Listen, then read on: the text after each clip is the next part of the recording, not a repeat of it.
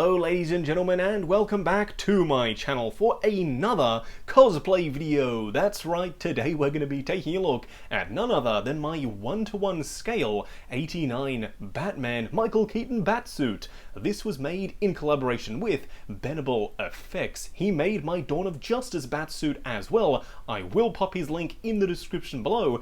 If you'd like to pick up your very own Batsuit, you can commission him to do all kinds of awesome projects. We're actually working on a new one right now. Stay tuned to the channel to find out exactly what that is.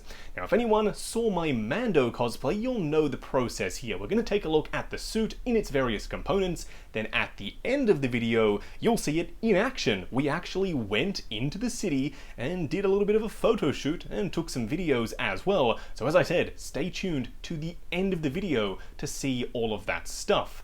But what we are going to do now is start taking a look at the individual components of the Batsuit. First up, kind of the most important part about the 89 Batman cosplay is the cowl. The cowl has to be just right, the shape, the texture, and of course the emblem, and I think Ben nailed it. Of course, this is a softer piece, so I'm really kind of struggling to show you it on camera.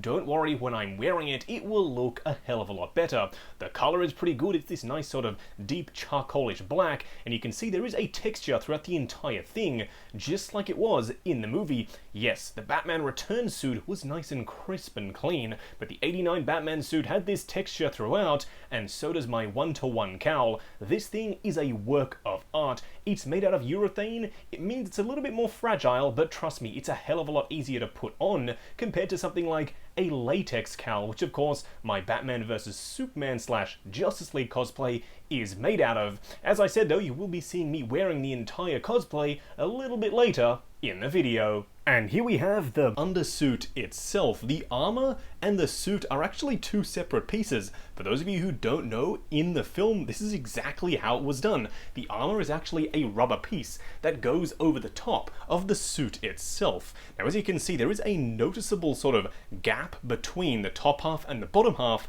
What Ben cleverly did in order to disguise it as much as possible was he coated this with a latex.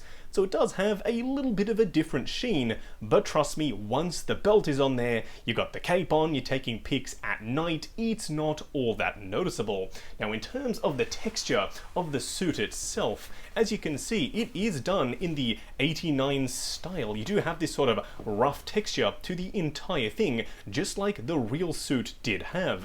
Now, you'll notice the emblem isn't actually attached to the suit. It's a part of the cowl, which is how I prefer to do it. That way you can still get a little bit of movement, but it is slightly restrictive. Now, the armor is actually only a facade. On the back you can see a very lightweight spandex style material. By no means would I describe wearing this as comfortable, but it's far more so than the Dawn of Justice Batsuit, which is all foam latex in terms of the muscle suit. This one, at the back at least, is a nice, stretchy, breathable material.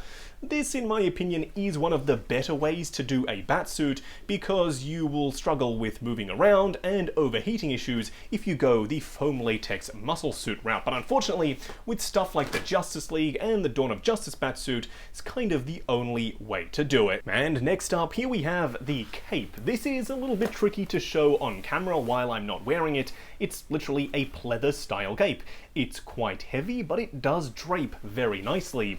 To get a better idea of sort of how this works, you will of course see the footage at the end of the video, and you'll see it in action. Now, it does look a little bit crinkly. You will find that if you are storing this for an extended period of time, it will get a little bit crinkly, but trust me, when you are wearing it, if you do get this exact same specific cape, it will get a little bit smoother as you do go about wearing it. But nevertheless, I like the material, I like the drape, and of course, I like the way it fits. And here we have the belt, and I have to say this thing looks absolutely fantastic as well. Honestly, the craftsmanship throughout this entire cosplay is second to none. This is made out of, once again, a urethane rubber. It's nice and sturdy, it feels relatively bulletproof, and of course it was actually made in the correct color. It's not too vibrant, it's not too yellow, it's not too orange. This honestly looks pretty much about right. You can see a bit of a black sort of staining throughout. Unfortunately, it's really hard to get it 100% flawless in this material with this level of stretchiness and rubberiness. This honestly doesn't really faze me having a few little nicks here and there. It just looks a little bit more screen used, and I have to say the detail and the crispness of the mold here is impeccable. Ben has done an amazing job getting this thing to look as good as it does, because honestly it's an incredibly daunting challenge to get these molded parts to be as crisp as this without any bubbles and seam lines and cracks and crevices. Ben has killed it with this belt. Next up, here we have one of the gloves, and I have to say this thing is absolutely beautiful. I may as well put it on to show you what it looks like on camera. Again, don't worry, I will be doing a suit up throughout the course of this video. You can see the accurate ribbing, the armor plate on the back, and of course the fins on the side. Luckily, they are nice and soft and rubbery, so that means during cons, I won't get in trouble when we go through weapons check. Now, of course, on the palm, we do have the accurate rivets. They are proper metal, they're just real rivets that are plugged into the palm of the glove itself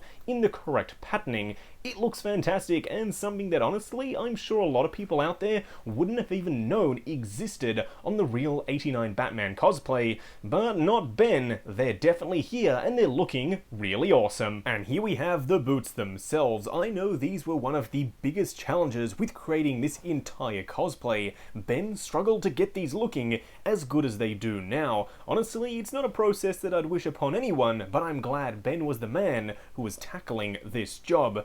Of course, we had the option to go with just generic boots, but that wouldn't have been quite right for this particular cosplay, because of course, when Batman '89 was filmed, they had a deal with Nike to use Nike trainers, more specifically, the Nike Air Trainer 3s for the first movie. They used a different pair of Nikes in the second film, but in the first one, Nike Air Trainer 3s. Luckily, you can still buy a brand new pair of Nike Air Trainer 3s today, which is exactly what we did. These were purchased brand new, they weren't used and they weren't nasty, they were nice and fresh, and of course they didn't come in this black color, they were blue and red and also white, so Ben had to actually go ahead and custom paint all of this to get it looking as good as it does. You can see all of the Nike branding is still present, and this paint, or this dye that he used to actually dye the leather components, is really darn sturdy. The sole was also white. You wouldn't honestly be able to tell because the work is that flawless. You can see as well a Nike strap across the top there. For those of you who own the '89 Batman Hot Toys DX figure, pause this video, go and take a look at your figure, then come back and take a look at these boots, and you'll be able to tell that these are incredibly accurate. Up the top here, they had to be completely recreated in terms of this top section, because of course, it's just a shoe, it's just a trainer, so Ben had to go ahead and make this part out of real leather. Then apply these two pieces on the front with Velcro, so of course, to attach this, just like in the movie, there are a bunch of eyelets that have actually been punched in, and you do have to lace them up. You could, of course, Velcro it up, but in the movie, apparently Michael Keaton had to spend at least 15 minutes putting on his boots, so it's fairly accurate for me to also do that with my cosplay. And now that we've seen all of the individual components for the '89 Batman cosplay, what we are going to do now is, of course, roll the footage. Do let me know if you are interested in seeing more cosplay content. As I said, Benable Effects and I do have something else in the works. Stay tuned to his Instagram and my own for future updates. Also, while you are down in the description checking out Ben's links, check out the link to 6 Scale Network, the awesome Facebook group. Come along, chat figures, share photos of your collection, and of course, see what's coming up next on the channel. Like, comment, and subscribe, and we'll catch you in the next video.